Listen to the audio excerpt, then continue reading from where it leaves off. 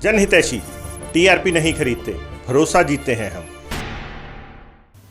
हज़रत इमाम नसरुद्दीन जो दरगाह है, ये हज़ारों साल पुरानी प्राचीन जगह है। यहाँ पर हर धर्म के लोग वीरवार को मत्था टेकने के लिए आते हैं। किसी भी धर्म का कोई आदमी वो बगैर किसी किस्म के रोक टाक के यहाँ पर लोग आते हैं मत्था टेकने। यहाँ तक कि जब भी कोई अपनी दुकान पे जाता है सुबह सुबह दुकान खोलने के लिए, तो पहले यहाँ इमाम साहब के दरबार पे गेट पे मत्था टेक के जाता है। खा वो कोई मुलाजिम हो, नौकरी करने वाला हो, वो भी मत्था टेक के जाता है अपनी नौकरी पे। इससे ये पता लगता है कि पुराने टाइम से ही ये बुज़ुर्गों की परंपरा चलती आ रही है, जिसमें सभी धर्म के लोग बुज़ुर्गों को मानते आए हैं। अभी भी बहुत से लोग बुज़ुर्गों को मानते हैं, मत्था टेकने आते हैं और अपने अकीदत के पेश फूल करते हैं, और जिनकी मनोकामना दरबार में अल्लाह के वसाले से पूरी होती है। ये जो जगह है इसका इतिहास क्या है? ये जगह कैसे बनी है शुरू से लेकर बाबा फरीद यहाँ पे आए, थोड़ा बता दीजिए। हज़रत इमाम नसरुद्दीन जिनकी पैदाइश ईरान में हुई नक्शबुल हाल हिजरी सन 252, तकरीबन 1100 साल पहले, सूफ़ी बुज़ुर्ग थे जो प्रचार करते करते हिंदुस्तान आए, फिर यहाँ पंजाब पहुँचे। तो यहाँ पंजाब में जब आए तो नकोदर में यहाँ उन्होंने क़याम किया। कुछ अरसा गुज़रने के बाद कुछ लोगों ने देखा कोई बुज़ुर्ग बैठा है, तो उसके पास फरियाद करने गए। तो उन्होंने कहा कि ऐसा है सूफ़ी जी, हम बहुत परेशान हैं, हमारा मसला एक हल कर दो।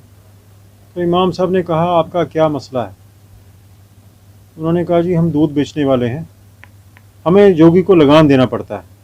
यहाँ पर जोगी जलंधरी नाथ एक बहुत बड़ा राक्षस जादूगर है जो लोगों पर बहुत जुल्म करता है। हम दूध बेचने वाले हैं, हमें भी लगान देना पड़ता है, हम बहुत परेशान हैं।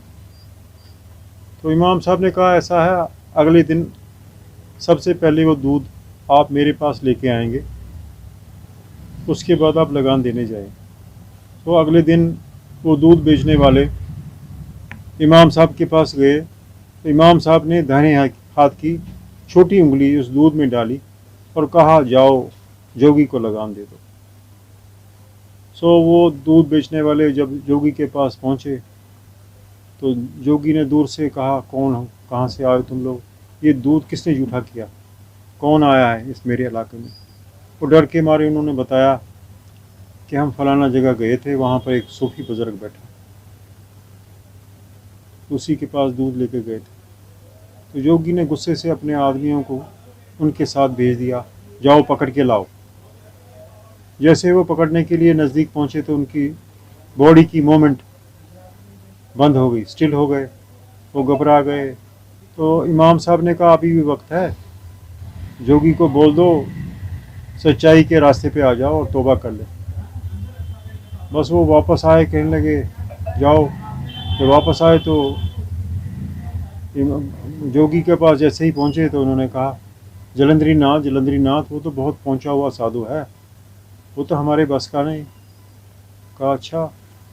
गुस्से में चल पड़े खुद जोगी जलनदेव। जब वहाँ पहुँचे तो उनकी बॉडी की मूवमेंट और ज़बान बंद हो गई। तो इमाम जी ने कहा ऐसा है, अभी भी वक्त है, तौबा कर लो और सच्चाई के रास्ते पे आ जाओ।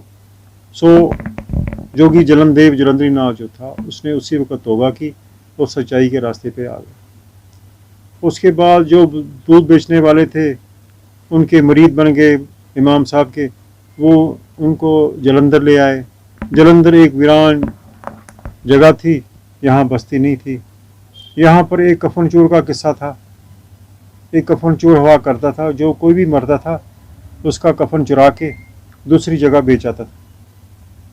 कई बार उसकी लोगों ने पिटाई की लेकिन वो बाज नहीं आया।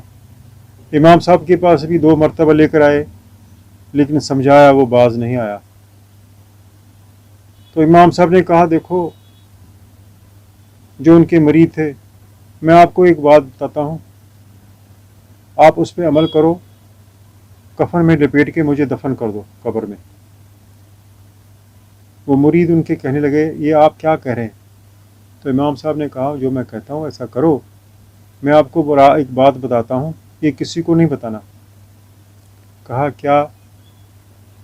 कहने लगे, मेरे पास ऐसा वजीफ़ा है, तब जब है, मैं 15 दिन तक अपना सांस रोक लेता हूँ। कहा, अच्छा ठीक है। सो उन्होंने कफन में लपेट के दफन कर दिया। पहले दिन तो कफन चोर नहीं आया। अगले दिन जब कफन चोर आया, जैसे ही उसने कब्र से मिट्टी उठाई तो इमाम साहब ने उसका हाथ पकड़ लिया। वो कफन चोर गश खा के गिर गया। इमाम साहब ने कहा, अभी भी वक्त है, तौबा कर ले। उसी वक्त उसने तौबा की। 12 साल तक अपना घर बार छोड़ के इमाम साहब की सेवा में लग गया। इमाम साहब ने वसीयत कर दी, देखो लोगों, ये सच्चाई के रास्ते पे आ गया है। मेरी वसीयत है, इसकी कब्र और मेरी कब्र साथ साथ होनी चाहिए।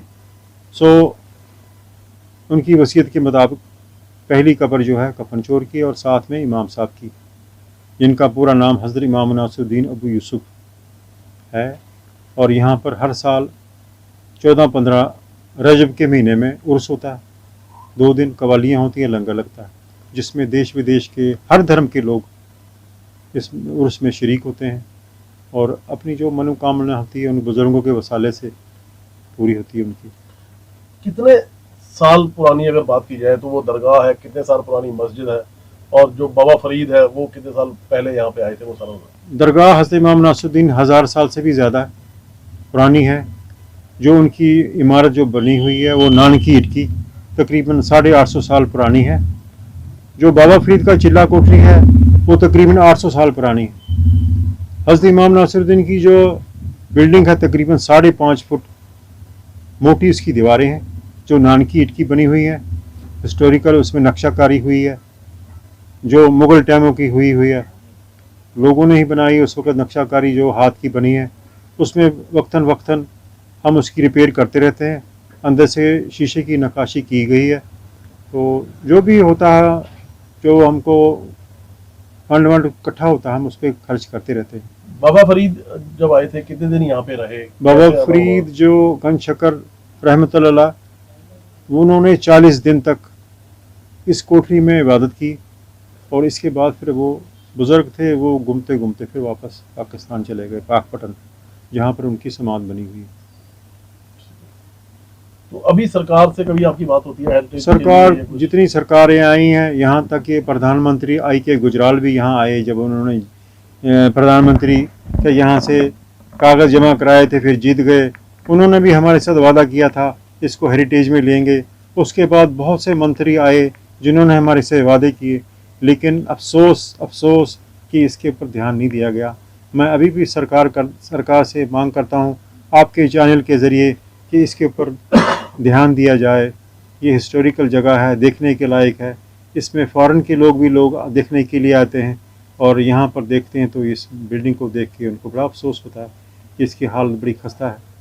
जो बाहरला हिस्सा इसका बाज़ार का है, उसमें से बहुत सारे पत्थर गिरते रहते हैं और बाज़ार चलता है। हम नहीं चाहते कोई नुकसान हो, किसी के ऊपर पत्थर गिरे।